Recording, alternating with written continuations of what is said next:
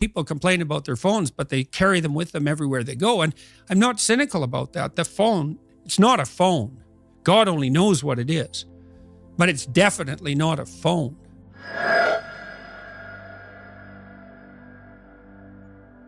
I meet with my son pretty regularly for a project we're working on, which is an app that will teach people to write while they write and use it. So we're quite excited about this. But I meet with him virtually once a week. And it's actually very efficient. He's on the screen. We can see our project in front of us. We can do mutual editing of some of the underlying material, educational material. There's a real place for it. And I have a cottage up north in Toronto where we've set up a studio like your studio here, although ours isn't quite as impressive. But I can have an interview and discussion with anyone, anywhere in the world, even in a foreign language. And that's like unbelievably remarkable. But that doesn't mean that we know how to virtualize reality or that we should flee into it, right? And these new technologies, they're unbelievably radical and they're very hard to master. And so we all have to be careful and try to keep our feet on the ground to some degree when we're using them. So for example, now, I've really only figured this out in the last 3 months. I get up and I do a series of exercises that my wife taught me that are based in the Kundalini yoga tradition. That's real helpful. Flexibility and breathing exercises. That reduces my anxiety during the day, I would say about 25%. And then I try to reserve some time either for writing or I'm working on a number of artistic projects. And so I'm going to do one or those for a couple hours in the morning, and then maybe a walk or something with my wife and breakfast. I have breakfast during all this.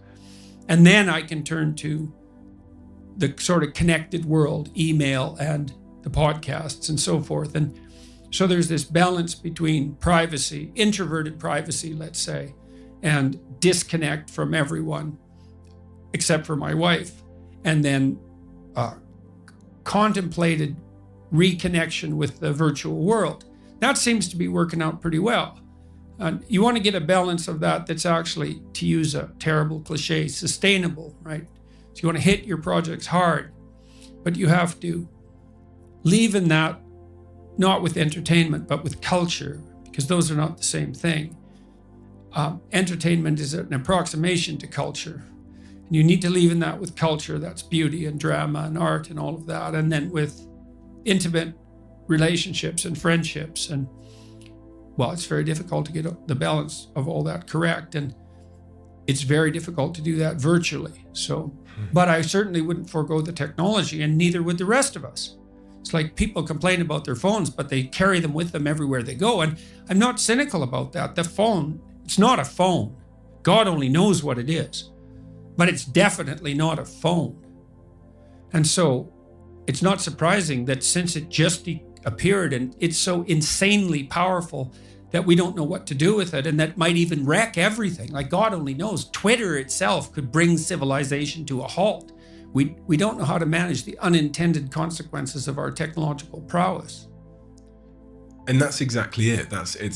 We invent technology, often it seems for efficiency or to increase productivity, and it's almost impossible because of that ignorance to what the unintended consequences might be, to predict them ahead of time. So we optimize. So the essential doctrine of conservative political philosophy, right, is beware of unintended consequences. It's like, oh no, this thing will just do what I want it to do and nothing else. It's like, no, even Marx knew that wasn't true. Marx developed the concept of alienation. You know, we get alienated from the products of our effort. That's part of the reason he didn't like factories.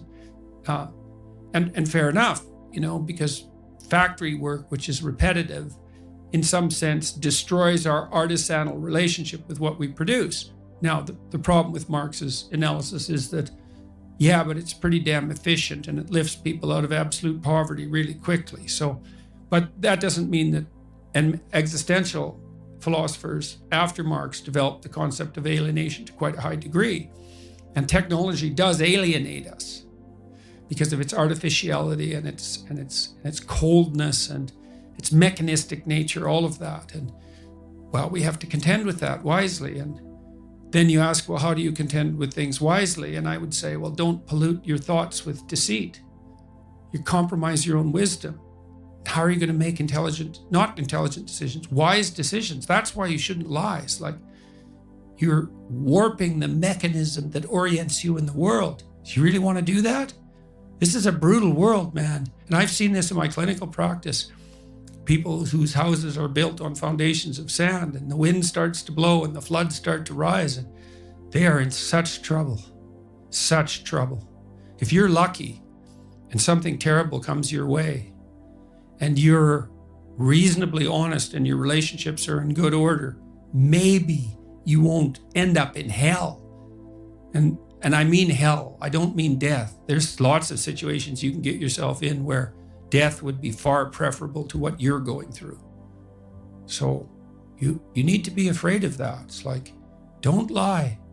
In my clinical practice, in 20 years, working with every sort of person you could imagine, I never ever saw anyone get away with anything even once.